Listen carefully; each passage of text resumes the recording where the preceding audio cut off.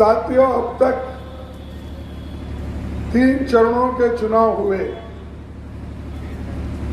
और ये तीनों चरणों में इंडिया गठबंधन जो हमारी 26-27 पार्टी का एक गठबंधन है, ये गठबंधन के पक्ष में आज रुझान दिख रहा है और ये जरूर मैं कह सकता हूं चौथे चरण में भी हमें बढ़त मिलेगी और हम आगे रहेंगे और बीजेपी को हरा के रहेंगे, ये बात मैं आपको कहूं।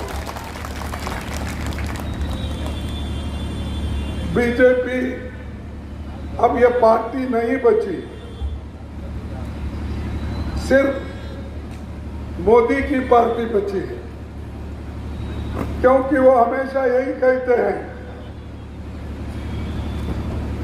मोदी की पार्टी, मोदी की गारंटी और मोदी जो कहता है वो होता है। जब ये व्यक्ति मैं कहता हूं तो उसका, उस पार्टी का, उसके विचारों का अंत होता है बहुत ही जल्दी। हम व्यक्तिगत मोदी के खिलाफ नहीं है। मोदी एक व्यक्ति है, वो भी चीफ मिनिस्टर बने थे, प्रधानमंत्री जी है, ये ठीक है। लोकतंत्र में कोई भी बन सकता है। जब मेरे जैसा मजदूर का बेटा अपोजिशन पार्टी का लीडर बन सकता है तो चाय बेचने वाला भी इस देश का प्रधानमंत्री बन सकता है। यह हम तो देखी हुई बात है। इसीलिए डेमोक्रेसी को जिंदा रखना ये बड़ा इंपॉर्टेंट है, क्योंकि एक चाय वाला बेटा भी प्रधानमंत्री बन सकता है, एक मजदूर का बेटा भी अपोजिशन लीडर बन सकता है। ये तो खूबी है इस संविधान की, इस डेमोक्रेसी को। लेकिन मोदी जी आज इसी संविधान को खत्म करने के लिए निकले हैं। इसी डेमोक्रेसी को खत्म करने के लिए आरएसएस के साथ मिलकर वो काम कर रहे हैं। और कभी ये कहते हैं डॉक्टर बाबा साहब अंबेडकर भी ऊपर से नीचे आए तो कभी संविधान का बदलाव होने वाला नहीं है, ये कहते हैं, लेकिन कर क्या रहे हो? जितने भी संविधान के ऑटोनमस बॉडीज हैं, डेमोक्रेटिक प्रिंसिपल के तहत चलने वाले जितने भी अंग हैं, उनके अंग को एक एक काट रहे हो और उसका गैर इस्तेमाल आप कर रहे हो। आप लोगों को कुचल रहे हो, दबा रहे हो और उनको इतना डरा रहे हो, शायद ही मैं समझता हूं किसी प्रधानमंत्री ने ऐसा काम कभी नहीं किया। मैं पूछता हूं आपको, पंडित जवाहरलाल नेहरू जी ने कभी ऐसा किया? एक पत्र में मैं पढ़ा,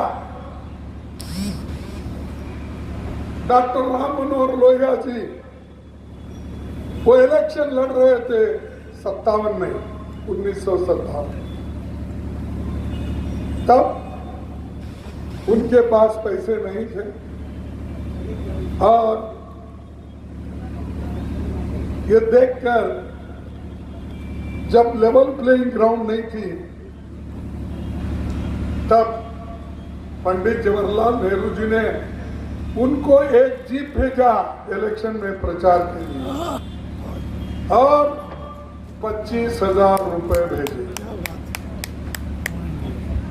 लेकिन राम मनोहर लोहिया जी ने कहा मुझे जीप की जरूरत नहीं, पेट्रोल के लिए जो 25,000 होना है वो 25,000 रख लिए, जीप उन्होंने वापस की।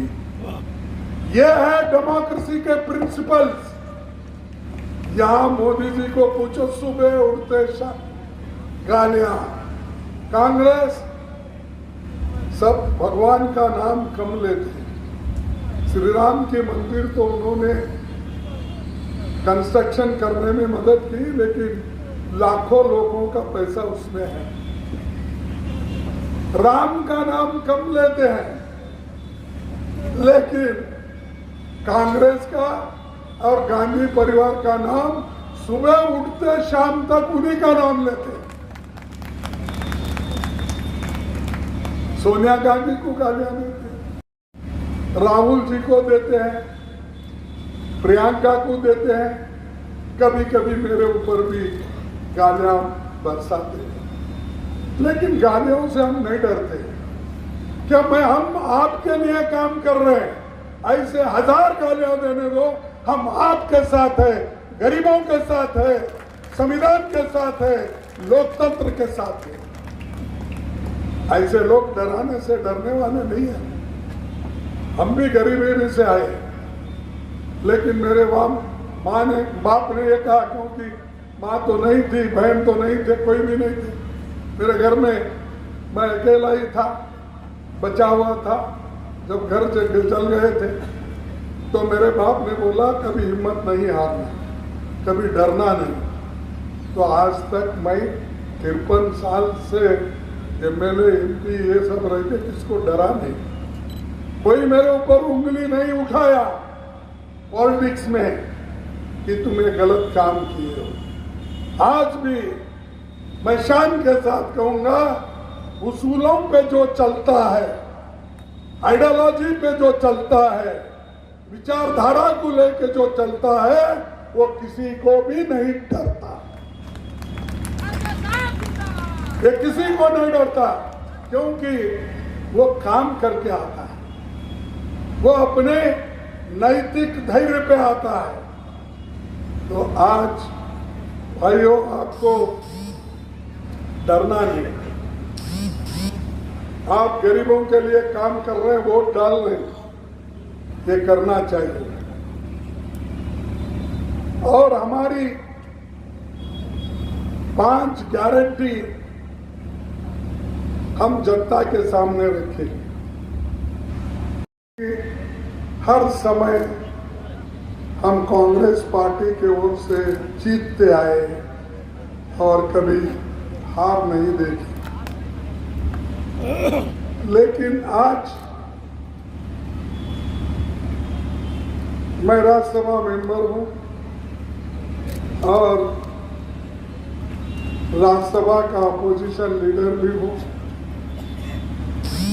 और आज कांग्रेस पार्टी का अध्यक्ष बनके आपके सेवा में आया हूं। और मुझे खुशी है कि मुजफ्फरपुर के राष्ट्र कवि रामधारी सिंह दिनकर यहाँ के थे, JB कृपलानी और डॉक्टर राजेंद्र प्रसाद जैसे महान हस्तियों की ये कर्म भूमि मुजफ्फर को मैं मेरे ओर से, मेरे पार्टी के ओर से मैं नमन करता हूँ।